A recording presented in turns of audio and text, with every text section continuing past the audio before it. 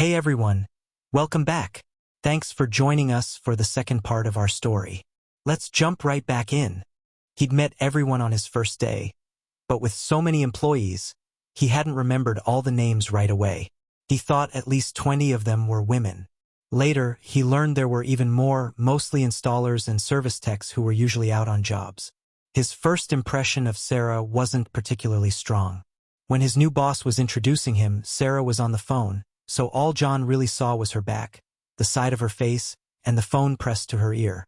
"This is Sarah," his boss had said, and she glanced back briefly, offered a quick wave, and then turned back to her call.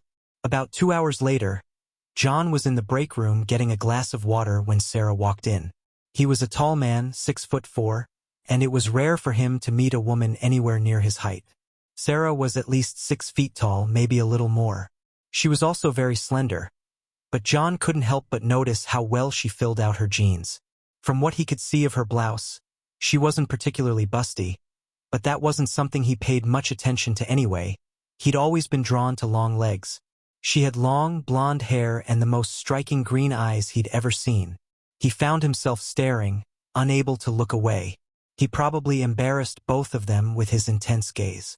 Sarah apologized for not properly meeting him earlier, then offered her hand. "Sarah McIntyre," she said with a smile. John introduced himself and immediately launched into one of his terrible puns. Something about a helicopter pilot on a Scottish island and some Mackays and McIntyres.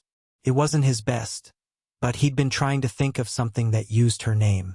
He already thought Sarah was one of the prettiest women he'd met in a long time, but when she smiled and laughed at his awful joke, it transformed her face.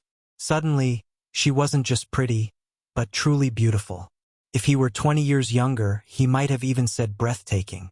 Unfortunately, he figured she was probably around his daughter's age, which put her firmly in the hands-off category. Sarah immediately retaliated with a pun of her own, which might have been even worse than his. They started trading them almost daily after that. Just friends. That's all they were. And because of the age difference, all they could ever be, John told himself. Working at the cabinet company, John quickly learned that the office gossip mill was relentless. He heard more about his colleagues' personal lives than he ever wanted to know. He learned that Sarah had been divorced 2 years prior after her husband was convicted of embezzlement. She'd gone back to using her maiden name. He also learned that about 6 months before he started, her boyfriend had gotten violently drunk and beaten her so badly she'd spent a week in the hospital. The news had made John's blood boil, his hands literally shaking with anger. He also gathered that Sarah hadn't been on a date with anyone since that night. A few weeks into his job, one of the women asked if anyone had told him about the company tradition for the last Friday of each month. When he said no, she explained that a group would usually go to a local nightclub with live music. Sometimes a big crowd, sometimes just a few. That day happened to be the last Friday, but John begged off, saying he had someone coming to the house about a roof repair, a convenient lie. The truth was, he felt his age keenly. He was at least 15 years older than the next oldest employee and probably closer to 40 years older than the youngest. This pattern continued for the next 4 months. Someone would invite him, and he'd find an excuse not to go. A couple of times, Sarah herself had asked, and he'd been sorely tempted, knowing what she'd been through, but common sense had always prevailed. Then, about 6 months into his employment, Sarah asked again if he was going to the nightclub. Again, his first instinct was to decline, but it was Sarah asking. He hesitated, then finally shook his head. "Well, if you change your mind, we'll be leaving in about an hour," she offered, a hint of something he couldn't quite read in her eyes before she left the warehouse part of the building. He could almost swear he'd seen a flicker of disappointment, maybe even tears. About 10 minutes later, Holly, the HR manager, paged him to her office. John and Holly went way back, over 20 years. She'd been the HR manager at his first store and had been the one to hire him, both then and for this job. It was her Facebook post about the opening that had brought him here. When he walked in, Holly asked him to close the door. "John," she began, her expression serious. "I haven't said anything until now, but why do you keep refusing to go to the office get-togethers?" He explained that it had only been about a year and a half since his wife died, and he just didn't feel it was appropriate to be involved in office parties. "Nice try, John," she countered, her eyes narrowing. "Now tell me the real reason, especially since I know you like Sarah, and she's invited you at least 3 times that I know of." John admitted he did like Sarah, maybe more than he should, but then pointed out the obvious age difference. "She's 25 years younger than me, Holly. It would be ridiculous." "John," Holly said, her voice softening slightly, "I've always had a lot of respect for you, but to be blunt, you're being an idiot. You know about her ex-husband, right?" He nodded. "Did you know she lost everything? Her house, everything. She was actually homeless for a while." Holly didn't wait for an answer. "Did you know she was abused by her stepfather? Did you know that by the time she was 15, her boyfriend had turned her into an addict and forced her into things to support their habit? Did you know she and that same boyfriend were arrested for robbing a convenience store when she was 17? Luckily, a public defender got the charges dropped on a technicality. Did you know she went to rehab, finally got her life together, and then met and married some supposedly wonderful guy when she was 20, only to have 15 years of a less than wonderful marriage turn into a nightmare? Every damn step of her life, she's been betrayed by men she thought she could trust." Holly's voice was thick with emotion. "That finally ended with her almost being beaten to death and spending nearly a month in the hospital. The rumors said a week, but it was a month. She told me all of this when I interviewed her for this job." She leaned forward. "She's been here almost a year, John, and in that time she's only met one man. One man she felt like she could trust, might possibly trust, and that one man won't even give her the time of day, won't spend a couple of hours at a damn nightclub with her. Do you have any idea what it took for her to ask you to go? And you've turned her down 3 times because she's too young? When did you become so worried about what other people think? Nobody's asking you for a lifetime commitment, John. Just go with her, be kind, and show her that not all men are the same kind of garbage she's probably used to. And if the night leads to something more, so be it. She's not a kid, John. She's 37 and has faced hell most people can't even imagine. Just be the man I know you can be, her friend." What could John say? He felt a wave of shame wash over him. After a moment, he admitted Holly was right. He'd been foolish. He promised he'd go with Sarah to the club. "Don't tell her I told you any of this, John," Holly asked. "If she wants you to know, she'll tell you." By the time John left Holly's office, everyone was getting ready to go. He walked up to Sarah and asked if her invitation still stood. The relief and the radiant smile that spread across her face were his answer. They rode together in his pickup truck. Once they arrived at the nightclub, Sarah linked her arm through John's as they walked inside. To tell the truth, he had a surprisingly good time. They ordered burgers and fries, washing them down with beers. John wasn't much of a dancer, but when the live band started playing a slow song, he asked Sarah to dance. Their first dance was formal, a polite distance between them. But by the 3rd or 4th song, they were holding each other close. The only awkward moment came when Sarah softly whispered, "Oh, hell." John asked what was wrong, and she pointed out 2 men across the room. One was about John's height but heavyset, the other shorter and stockier. "Last time I was here, they wouldn't leave me alone," she explained, her voice tight. "Kept asking me to dance, and when I refused, they started cursing at me. I had to sneak out when they went to the restroom." John told her not to worry, but offered to leave if she wanted. "Yes, I'd like that, John," she said quietly, a hint of nervousness in her voice. "Just let me go to the restroom first." They were still sitting with the group from work, so Sarah and a few other women headed to the ladies' room. A few minutes later, one of the women came running back, breathless. "John, Sarah's in trouble. Those 2 guys have cornered her." She pointed towards the restrooms. John was on his feet in an instant. He wasn't the fastest man, but hearing Sarah was in danger ignited a speed he didn't know he possessed. He reached the hallway leading to the restrooms and saw the larger of the 2 men had one hand behind Sarah's head, trying to force her mouth onto his. His other hand was gripping her roughly. John reacted without thinking. He slammed a hand into the back of the man's head. "Take your hands off her," he growled. The man turned, saw John's gray hair and the wrinkles around his eyes, and laughed. "You better get the hell out of here, old man," he sneered. "Before I put you in a nursing home instead of a retirement home." John simply smiled. The man swung a wild punch at John's head. If it had connected, it would have done serious damage. But John had always had good hands. He caught the fist in his palm, his large fingers wrapping around it like steel. The man tried to pull away, but John's grip was like a vice. Within seconds, the man was on his knees, begging for release. The second man tried to intervene, but John backhanded him across the face, sending him staggering back several feet. John was trying to keep it contained, aware they were in a public place. He was furious, but he was trying to hold back. He kept his grip on the first man's hand, squeezing until tears streamed down his face. He made the man apologize to Sarah, then finally let him go.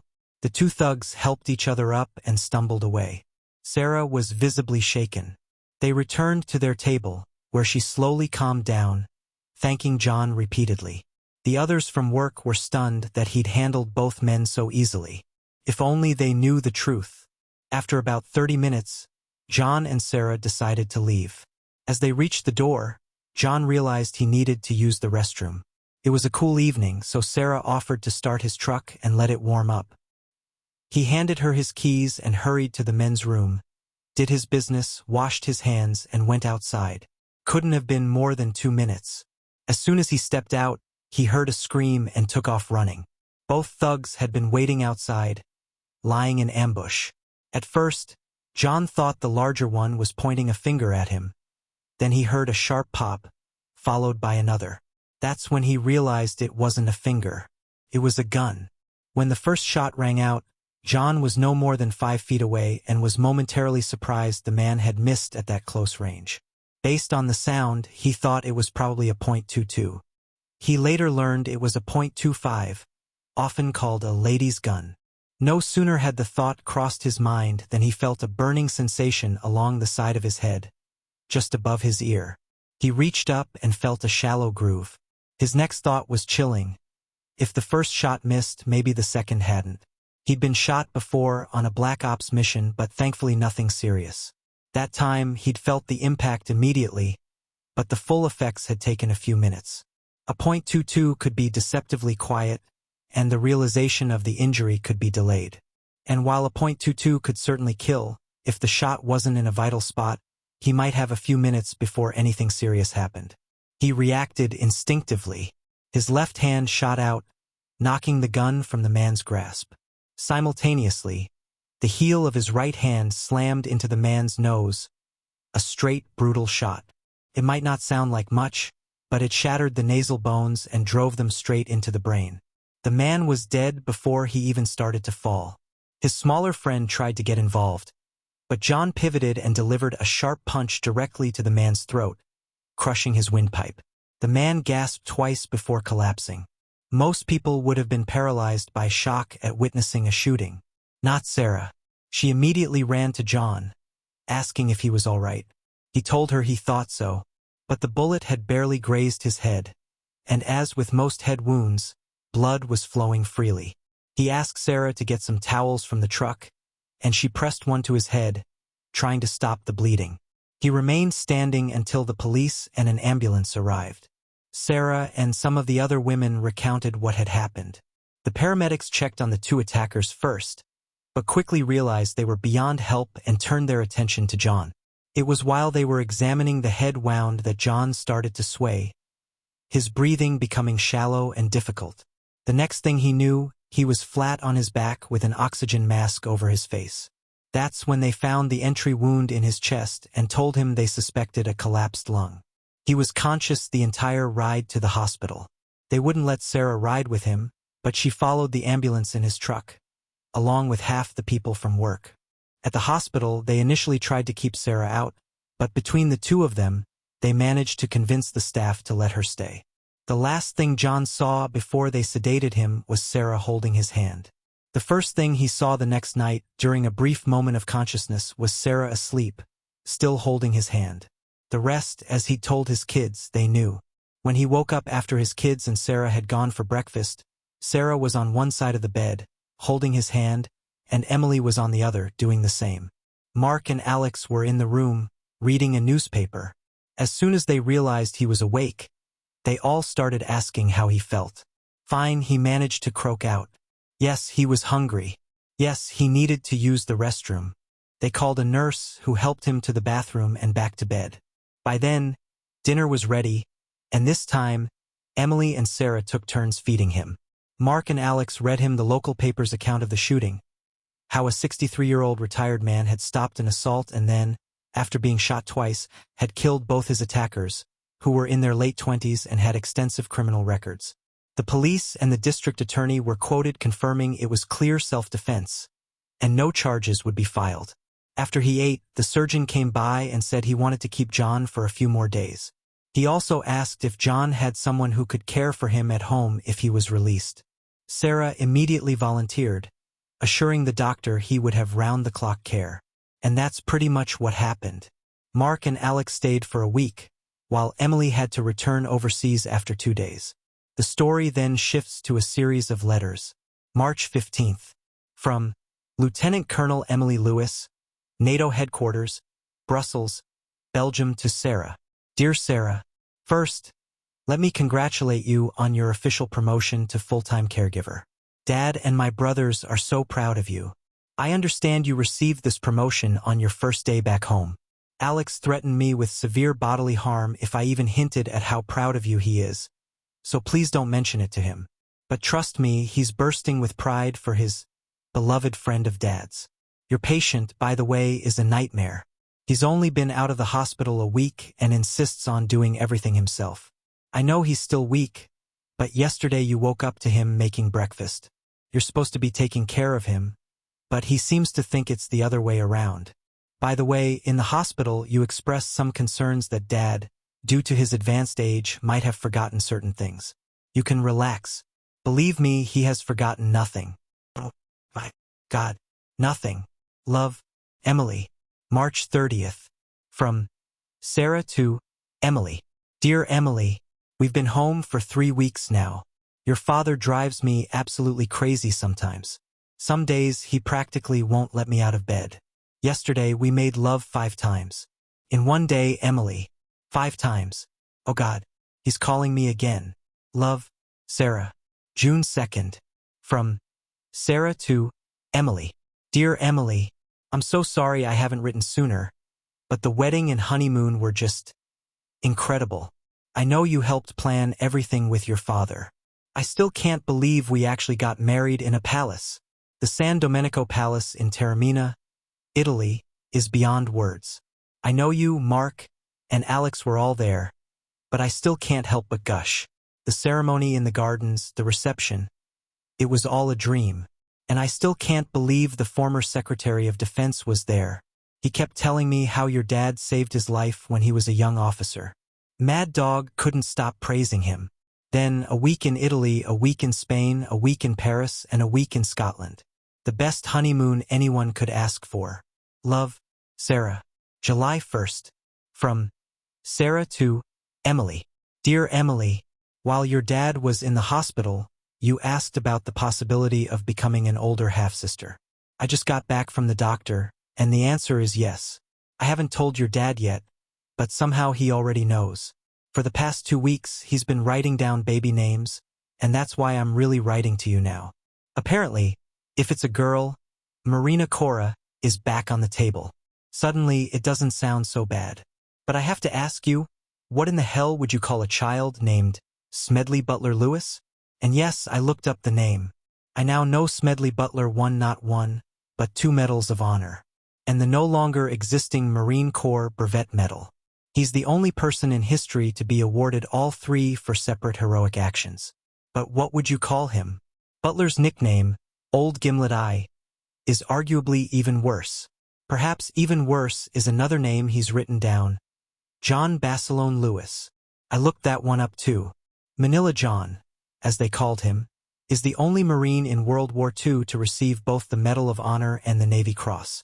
John, I could live with, but your dad seems to be considering combining names. Smedley Basilone Lewis. Really, Emily, I need help.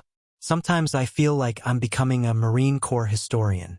Other potential names include Smedley Diamond Lewis and Diamond Basilone Lewis. It took a while to find out that Leland Lou Diamond was a legendary Marine who single-handedly took on a Japanese cruiser with a mortar. The cruiser displaced 9,000 tons.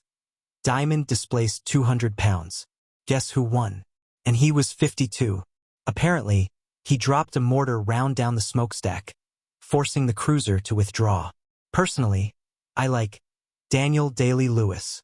As I'm sure you know, Major General Smedley Butler called him the fightingest Marine I ever knew. Daly also won 2 medals of honor and rallied his men at Belleauwood with, "Come on, you sons of bitches, do you want to live forever?" That's where the Germans started calling Marines Teufelhunden, or devil dogs. I've also been looking up female Marine Corps history in case it's a girl. I mean, really, Marina Cora? I wouldn't mind Margaret Angela Lewis.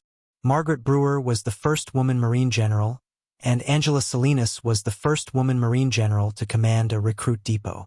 Anyway, I need to go make dinner. Anything you can think of to get your stubborn father to reconsider some of these names would be greatly appreciated. God, I can't believe I'm going to be a first-time mother at my age. Love and Semper Fi. Sarah. P.S. And let me warn you, young lady, I read in one of your letters that you can't wait until I'm a mother and you can start calling me Mom. Don't even think about it. I'm only 2 years older than you. Thanks for watching. I'd love to hear your thoughts on this story. Drop a comment below. Don't forget to like and subscribe for more intense tales. See you in the next one.